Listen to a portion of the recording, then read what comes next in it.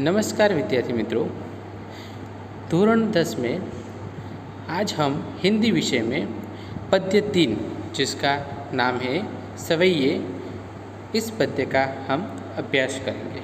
तो चलिए शुरू करते हैं।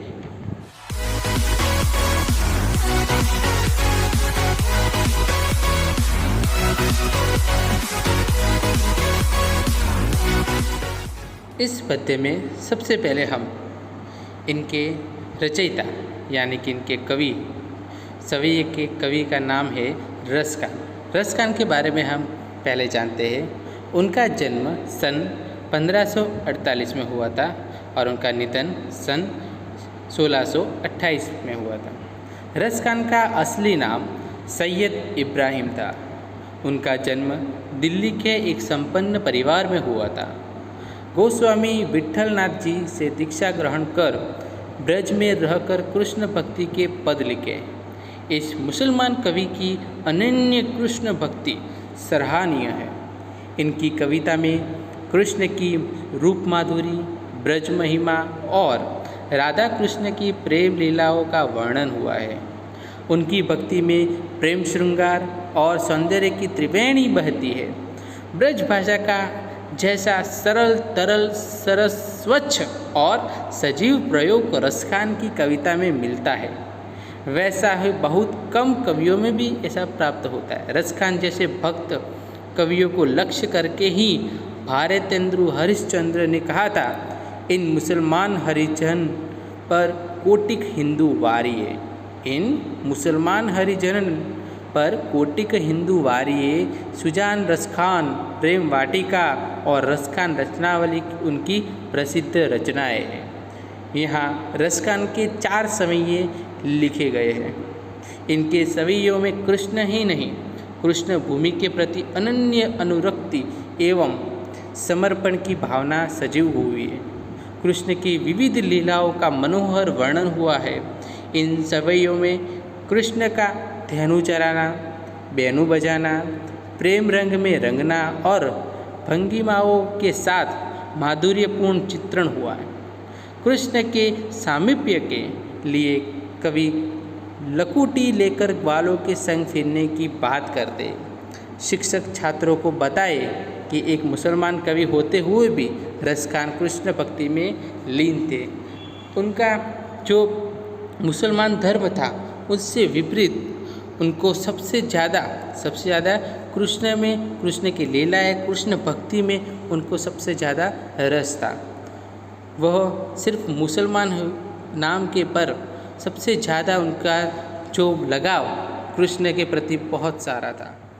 तो विद्यार्थी मित्रों, आज हम ये सवैये जिनके रचयिता है रसखान, उनके सबसे अच्छे पद्य का सेवन करें। पहले पद्य में देखते हैं, मानुष हो तो वही रसखान, बसो मिली गोकुल गाँव के ग्वारन। जो पशु हो तो कहाँ बस मेरो, चरो नीत नंद की धेनु मंझारन। पाहन हो तो वही गिरी को, जो धैर्यो कर छत्र पुरंदन कारण। जो खग हो तो बसेरो करो मिली, कालिंदी कुल कदम की डारन। इस पद्य में कवि कहते हैं कि कवि रसखान ब्रज भूमि से अभिभूत है। उनको बहुत सारा लगाव ब्रज के प्रति है, ब्रज की भूमि के प्रति है। वे अगले जन्म में भी कृष्ण की जन्मभूमि में यानी कि ब्रज भूमि में जन्म लेने की कामना करते हैं, इच्छा रखते हैं। वे आगे कहते हैं कि यदि उन्हें मनुष्य योनि में जन्म लेने का सौभाग्य मिले तो वे गोकुल में ही जन्म लेना चाहते हैं। वो रसखान की, कवि की ये इच्छा है और वहाँ गांव के ग्वालों के साथ मिलकर निवास करें। वे कहते हैं कि यदि वे पशु योनि में जन्म लें तो इनमें उनका कोई वश ही नहीं है। तब वे केवल इतना ही चाहेंगे कि प्रतिदिन उन्हें नंद की गायों के बीच चलने का मौका मिले।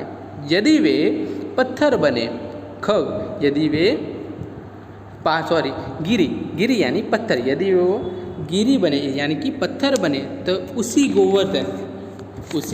गोवर्धन पहाड़ के पत्थर पर हो, जिसे श्री कृष्ण ने इंद्र के कोप के कारण अपने हाथ से छत्र की तरह उठा लिया था।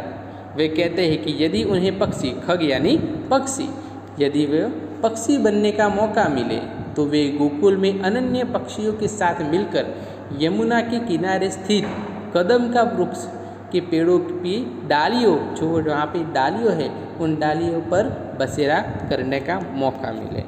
दूसरा पद्य, या लकुटी अरु कामरिया पर राजतिहुपुर को तजी ढारो, आठहूँ सिद्धि नवोनिधि को सुख, नंद की धेनु चराए बिसारो।